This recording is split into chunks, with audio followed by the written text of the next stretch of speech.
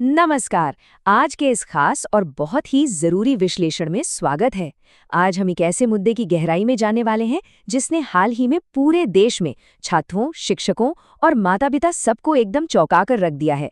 जी हाँ, हम बात कर रहे हैं 2026 के सीबीएसई कक्षा 12 के बोर्ड परीक्षा परिणामों की। आज हम इन नतीजों का एक विस्तृत, सभी मुद्दों का अनुभागीय विश्लेषण यानी एक सेक्शनल एनालिसिस करेंगे। हम सिर्फ ऊपर ऊपर से बात नहीं करेंगे, बल्कि डेटा के आधार पर समझेंगे कि आखिर उन मेधावी छात्रों के नंबर क्यों गिर गए जो हमेशा से टॉप करते आए हैं। तो चलिए, बिना किसी देरी के शुरू करते हैं। इस अनुभागीय विश्लेषण का रोडमैप बिल्कुल साफ है। सबसे पहले हम इस भारी विसंगति को समझेंगे। उसके बाद दो सबसे बड़े प्रणालीगत कारणों पर बात करेंगे, ऑन स्क्रीन मार्किंग और योग्यता आधारित प्रश्न। फिर हम चर्चा करेंगे रटने के जाल पर और अंत में भविष्य के लिए एक ठोस रणनीति तैयार करेंगे। तो आइए, पहले सेक्शन से शुरुआत करते हैं।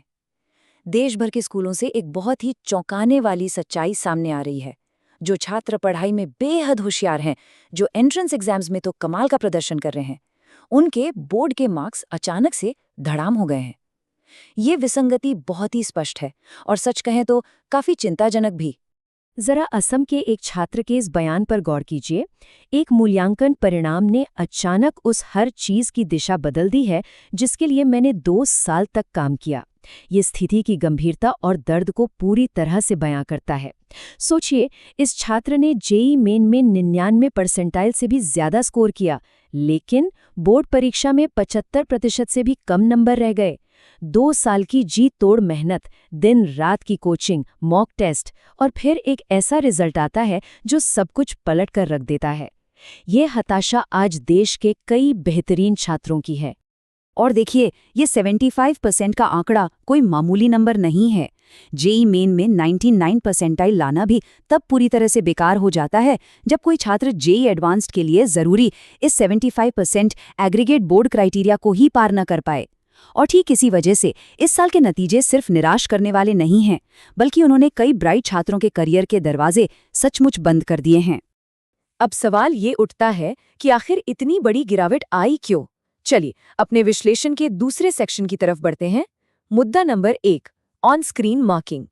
दरअसल ये पहला साल है जब सीबीएसई ने 12वीं की कॉपियां जांचने के लिए डिजिटल प्रणाली यानी ऑन स्क्रीन मार्किंग शुरू की है। इसमें फिजिकल कॉपियों की जगह स्कैन की गई आंसर शीट्स को सीधे कंप्यूटर स्क्रीन पर चेक किया गया है।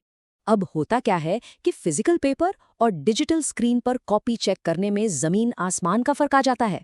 जब कोई परीक्षक हाथ में कॉपी लेकर चेक करता है तो हल्के हाथ से बनाया गया बायोलॉजी का डायग्राम हो या मैथ्स का लंबा चौड़ा उत्तर, उसे पढ़ना आसान होता है।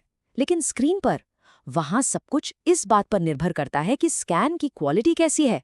मैथ्स में स्टेप बाय स्टेप उत्तर जांचने के लिए बार बार जूम इन और स्क्रॉल करना पड़ता है। इससे परीक्षकों के दिमाग पर काफी जोर पड़ता है। नतीजा ये हुआ कि अब साफ सुथरी लिखावट और डार्क पेन का इस्तेमाल करना सिर्फ एक अच्छी आदत नहीं, बल्कि एक बेहद जरूरी परीक्षा कौशल बन गया है। इस नई डिजिटल व्यवस्था का एक और बहुत बड़ा असर हुआ है। पहले क्या होता था कि टोटलिंग क्वेश्चन मिल जाया करता था, यानी परीक्षक कई बार अनौपचारिक रूप से एक आध नंबर बढ़ाकर पास कर देते थे। लेकिन अब कंप्यूटर स्क्रीन पर सिस्टम वही गिनेगा जो दर्ज किया गया है। इसका सीधा सा मतलब है, अब कोई अनौपचारिक ग्रेस मार्क्स नहीं है। बॉर्डरलाइन वाले छात्रों के लिए मार्जिन बिल्कुल खत्म हो गया है। अब आपका लिखा हर एक स्टेप और आपकी स्याही का हर एक स्ट्रोक मायने रखता है। चलिए अब अगले बड़े मुद्दे पर आते हैं, जो है हमारा सेक्शन 3। सिर्फ कॉपियां चेक करने का तरीका ही नहीं बदला है, बल्कि सिलेबस के स्तर पर सवाल पूछने का पूरा पैटर्न ही बदल दिया गया है। और ये सीधे तौर पर हमारी राष्ट्रीय शिक्षा नीति 2020 यानी एनईपी से जुड़ा हुआ है। हम बात कर रहे हैं योग्यता आधारित मूल्यांकन यानी कॉम्पिटेंसी बेस्ड असेसमेंट की। इसका सीधा सा मतलब ये है कि अब परीक्षा सिर्फ ये नहीं देखती कि किसी ने किताब को कितना रटा है। इसके बजाय अब ये परखा जाता है कि छात्र की लॉजिकल सोच कैसी है और क्या वो सीखी हुई बातों को रियल लाइफ सिचुएशन में लागू कर सकता है। अब परीक्षा का लगभग 50% हिस्सा ऐसे ही सवालों से भरा होता है जिनके जवाब आपको सीधे किसी किताब में नहीं मिलेंगे।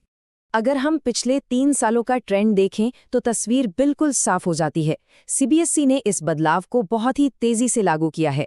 2024 में इस तरह के केस आधारित प्रश्न मध्यम स्तर पर थे। 2025 में ये काफी बढ़ गए और 2026 में तो इनकी भरमार ही हो गई। यह कोई रातों रात हुआ बदलाव नहीं है, बल्कि एक बहुत ही सोची समझी रणनीति है। शिक्षक एक बहुत दिलचस्प बात बताते हैं। अक्सर छात्रों के नंबर इसलिए नहीं कटते कि उन्हें जवाब नहीं आता, बल्कि इसलिए कटते हैं क्योंकि वो एग्जाम के प्रेशर में उन लंबे चौड़े सवालों को ठीक से समझ ही नहीं पाते। मिसाल के तौर पर, अगर सवाल में एनालाइज, जस्टिफाई या कंपेयर जैसे कीवर्ड्स हैं, तो वहां सिर्फ एक सिंपल सी डेफिनेशन लिखकर काम नहीं चलेगा। वहां तर्क देना होगा, अपनी बात साबित करनी होगी। किताब की भाषा को रटकर वैसे का वैसा लिख देने का जमाना अब चला गया। और यहीं से हम अपनी आज की चर्चा के सबसे अहम हिस्से में कदम रखते हैं, सेक्शन 4, रटने का जाल या द रोट लर्निंग ट्रैप। ये वो बहुत बड़ी खामी है जिसमें आज भी कई छात्र बुरी तरह फंस रहे हैं, खासकर वो जो पूरी तरह से सिर्फ कोचिंग के भरोसे बैठे रहते हैं। देखिए, तैयारी करने के दो बिल्कुल अलग अलग तरीके होते हैं। एक तरफ तो वो पुराना रट्टा मारने वाला तरीका है, जहां गाइड बुक से शब्द दर शब्द रट लिया, फिक्स्ड आंसर याद कर लिए और शॉर्टकट खोज लिए। वहीं दूसरी तरफ है कॉन्सेप्ट लर्निंग, जहां पूरा फोकस इस बात पर होता है कि कोई चीज़ कैसे काम कर रही है, उसका लॉजिक क्या है और फॉर्मूले का डेरिवेशन क्या है। अब सच्चाई ये है कि सीबीएसई का नया सिस्टम पूरी तरह से कॉन्सेप्ट लर्निंग की तरफ मुड़ चुका है, लेकिन बहुत सारे छात्र आज भी उसी पुरानी रट्टाफिकेशन वाली नाव में सवार हैं। कॉग्निटिव साइंस की रिसर्च भी इस बात को बार बार साबित कर चुकी है कि रट्टा मारना आखिर फेल क्यों हो जाता है। होता क्या है कि बिना समझे रटी गई जानकारी कुछ ही हफ्तों में दिमाग से साफ हो जाती है। ये कोई ऐसा ज्ञान नहीं है जिसे आप किसी नए सवाल या नई स्थिति में इस्तेमाल कर सकें। जैसे ही एग्जाम में सवाल को थोड़ा सा घुमाकर पूछा जाता है, रटा रटाया ज्ञान ताश के पत्तों की तरह बिखर जाता है। और सच बताऊं, इसी वजह से एग्जाम के दौरान छात्रों में घबराहट और एंग्जाइटी सबसे ज्यादा बढ़ती है। तो फिर सवाल ये है कि इस नई सच्चाई का सामना कैसे किया जाए, समाधान क्या है? आइए इस अनुभागीय विश्लेषण के आखिरी और सबसे जरूरी हिस्से की तरफ बढ़ते हैं। अब समय आ गया है कि एग्जाम की तैयारी के तरीके में एक बहुत ही स्पष्ट और रणनीतिक बदलाव किया जाए। सबसे पहली बात जो हमें समझनी होगी वो ये कि बोर्ड और जेईई परीक्षाओं को एक ही तराजू में नहीं तौला जा सकता। ये दोनों बिल्कुल अलग तरह के असेसमेंट्स हैं और इनकी ज़रूरतें भी अलग हैं। जेईई मुख्य रूप से एक ऑब्जेक्टिव परीक्षा है, जहां शॉर्टकट्स बहुत काम आते हैं और सारा फोकस सिर्फ सही फाइनल आंसर निकालने पर होता है। लेकिन बोर्ड परीक्षा ये सब्जेक्टिव है, यहाँ स्टेप मार्किंग होती है। फिजिक्स जैसे विषयों में डेरिवेशंस की बहुत अहमियत होती है। इसलिए बोर्ड एग्जाम्स में जेईई वाले शॉर्टकट लगाकर अच्छे नंबर लाने की उम्मीद करना बिल्कुल गलत है। इस बदलते हुए माहौल में खासकर फिजिक्स और मैथ्स के लिए एक सटीक रोड मैप अपनाना बेहद ज़रूरी हो गया है। नियम नंबर 1, अपनी थियरी और कॉन्सेप्ट्स को 100% क्लियर रखें। नियम नंबर 2, फॉर्मूले रटने की बजाय थोड़ी मेहनत करें और सीखें कि उन्हें डिराइव कैसे किया जाता है। और आखिर में, बिना किसी शॉर्टकट के हर एक स्टेप को लिखकर न्यूमेरिकल सॉल्व करने की आदत डालें। थियरी समझे बिना सीधे न्यूमेरिकल के शॉर्टकट्स पर कूदना अब बहुत भारी पड़ सकता है। आज के इस विश्लेषण को हम एक बहुत ही गहरे सवाल के साथ खत्म करना चाहेंगे। सोचकर देखिए, क्या आज के छात्र केवल उत्तर याद करने के लिए पढ़ रहे हैं या वास्तव में सोचना सीख रहे हैं? शिक्षा का असली मकसद सिर्फ मार्कशीट पर अच्छे नंबर लाना नहीं है, बल्कि एक ऐसा दिमाग तैयार करना है जो खुद से सोच सके, विश्लेषण कर सके और नई चुनौतियों का हल निकाल सके।